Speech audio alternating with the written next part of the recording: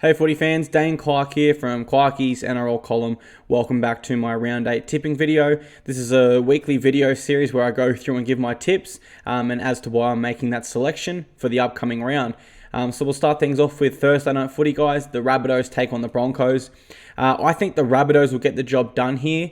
When the going got tough against the Panthers last week, I spoke about this yesterday in the wrap-up. They really rose to a new level when it got tough. And I'm just not sure the Broncos will be able to match that level, especially when we factor in they're going to have a rookie halfback in Tom Dearden steering the ship. I know Darius Boyd recently declared he's ready, but when you look at his Queensland Cup stats, they're not too impressive. Sort of benchmark where you'd want your halfback to be in terms of try assists, line breaks, forced dropouts, etc. So he's certainly not, I guess, screaming the door down with his stats there. And if the Rabbitohs can get in the same mental state of mind as they did against the Panthers and really raise the bar to that next level, I think the Broncos will be in trouble. Now, ANZ is also a big advantage to the Rabbitohs. If this was at Suncorp, I would almost be inclined to potentially change the tip. But all in all, because it's at ANZ also factoring that in, I see the Bunnies winning here. For my final tip, I'm going to go the South Sydney Rabbitohs by 10 points. All right, Friday night footy, guys. The Cowboys take on the Titans. Now, both sides coming off losses, and both sides really coming off pretty lackluster efforts. In saying that, I do feel the Titans were the better side, and I think they're slightly better suited to win this one. Their first 20 against the Tigers was really great. The last 60 was horrible, but the first 20 was great, and I think they can take something from that and a sort of a sense of momentum from that first 20 and what they are capable of and bring that into this game against the Cowboys. Whereas when you look at the Cowboys last week, they never looked dangerous at all. They didn't get the basics right. It was all around an ugly performance, and it was reminiscent of something we have seen a lot from the Cowboys this year and throughout 2018. For that reason, I'm going to have to tip the Gold Coast Titans by 2 points. Sharks versus Storm. This used to be a great rivalry in past seasons. I would say the rivalry has probably died down a little bit so now with Cooper and Billy moved on. But who knows? Maybe the rivalry's still there. Maybe Fafita and Gallen get really fired up for this one. But the Storm should win this one pretty convincingly. Now, last week the Sharks were ravaged by injury. That appears to be the theme this week also. A couple of long-term injuries there, in particular to their halves, Matt Moylan, Sean Johnson also. And for that reason, I am leaning with the Storm. And when you look at the Storm's performance last week, you'd have to think Bellamy has put a rocket up their backside. That was very poor. It was a game they were expected to not just win, but probably dominate over a Warriors side that was missing. At one stage, the Warriors had 3/4 of their spine off. Luke was off for HIA or he was injured. Tuivasa-Sheck and Green were out, which left a rookie in his third game. So the Storm really should have taken advantage there and taken the reins of that horse, but they didn't. And I'm just not sure that John Morris is experienced enough as an NRL coach to deal with this sort of adversity and this huge injury toll that his side has incurred early in the year. For my final tip here, guys, when I factor all of that together, I'm going to say Sharks will be brave, but I think Melbourne Storm get it done by at least 6. We've got the Raiders versus the Panthers. This has also been a cracking game in recent years when the two sides have come together. I like the Panthers here, guys. I know I said I probably won't tip them for a while because statistically they're just looking atrocious, and that is still the case. They continue to miss upwards of 35 tackles each game. I think if we look at the last 3 weeks now, they're at about 150 missed tackles, which is just not good enough. But I just think they're hitting that desperation zone. And I'm sure I'm not the only one thinking that. If they want to be taken as a genuine side in this competition, they need to beat the Raiders here.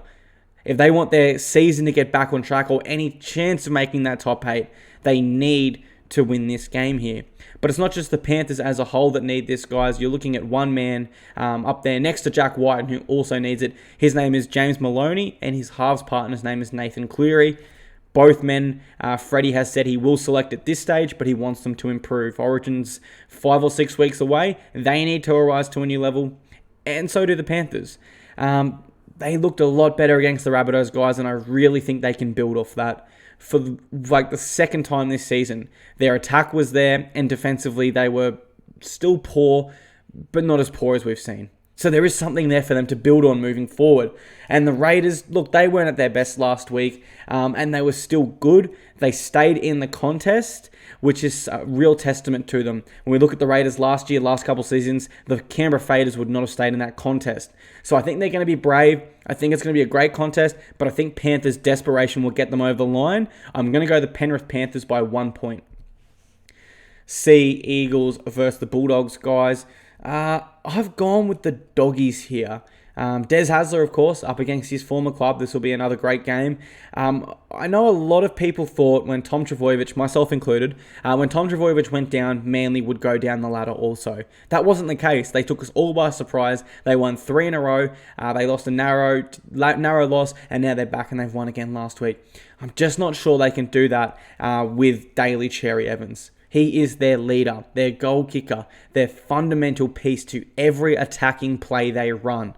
I'm just not sure Kane LG is going to be able to step into those shoes and replace someone so influential to this side. When I think of the Manly Sea Eagles, I think of Daly Cherry Evans. I think he is a massive loss. And when I look across every NRL team and players that they could lose, that could potentially turn their season around, I think Daly Cherry Evans is probably the most important to the Manly Sea Eagles. And that just speaks volumes to how much of a leader I guess he has grown into in recent seasons. Look, the Doggies have improved with almost every game this year. I think that theme will continue all the way up until round 25. They have a great young spine. Jeremy Marshall-King still learning how to play his new role of hooker, and their halves, Cogger and Lewis combination is continuing to grow and get better each week. Nick Meaney's got a lot of speed. He's dangerous every time he touches the ball. When I factor all that together, guys, I'm going to go the Doggies by 4 points. Stay with me, guys. I've got 3 more games to preview here. Roosters versus the Tigers. I think the Roosters win here again. Radley's back to hooker. That's where he's shown. That's where he's looked fantastic all year. And I just think, anyone that's not going to tip the Roosters this year, anyone that takes someone over the Roosters is silly. With Keary back to 5'8" this week especially, they're near unstoppable. I know that's not a term that you really ever hear in the NRL. When you think of unstoppable teams, you think of Golden State Warriors, NBA, etc., etc. And you just never really hear that term in the NRL. But I truly think when the Roosters are switched on, Keary, Cronk, Tedesco, they are just so hard to beat. And any tip against them seems silly. So I'm going to take the Roosters by 8. Warriors versus Knights. I'm leaning slightly towards the Knights here. I know that sounds silly because the Warriors looked so fantastic last week, but when I think of Warriors, I think of inconsistency. Now, I know you're thinking you're crazy. They're welcoming back Roger Tuivasa-Sheck and Blake Green, but the Knights, although they're coming off a win, are still in that desperate zone, for me anyway. They need to win this game. They need to take momentum from their win last weekend against the Eels and take it across the ditch to New Zealand and win this game against the Warriors if Mitchell Pearce and his Knights want to be considered any sort of hope of top 8 football. They just need to take the momentum from that. I'm not sure if they can, and I'm only slightly leaning towards them. But for that reason, and because I do think that they still need to be in that sort of desperation zone, I'm going to take the Knights by 2. And last game for the round, guys, the Eels take on the Dragons. Corey Norman up against his old side. It's going to be another cracker game. This is an excellent round. I'm going to have to go with the Dragons, just. I was really sitting on the fence for so long with this. I battled back. Eels at Bank West. Last time they played at Bank West, they put 45 points on. And then I go, well, the Dragons do have the better team on paper. So I took a look at the ladder. Both teams are 4-3. I just think the Dragons have been a little bit more consistent this year. When they've lost, especially in recent weeks, they've lost closer margins than the Eels have sort of. And don't get me wrong, Eels have put on larger margins, especially against the Tigers. But then in other times, they are a little bit inconsistent. And that's not to say the Dragons aren't. I just think the gap between the Dragons' inconsistency and the Eels is a little bit smaller. The Eels are back at Bankwest, which, as I said, is just huge for them. It's going to be a close game, no doubt about it. In the end, I'm going to go with the Dragons by 1 point. I'm going to make a massive prediction. Corey Norman kicks the third field goal this year to win his side the game against his former club. That's my tips this week for round 8, guys. If you want to let me know your tips in the comments, please feel free to do so. My name's Clarkey. Thanks so much for watching, guys, and I'll see you tomorrow for the Set of 6 podcast.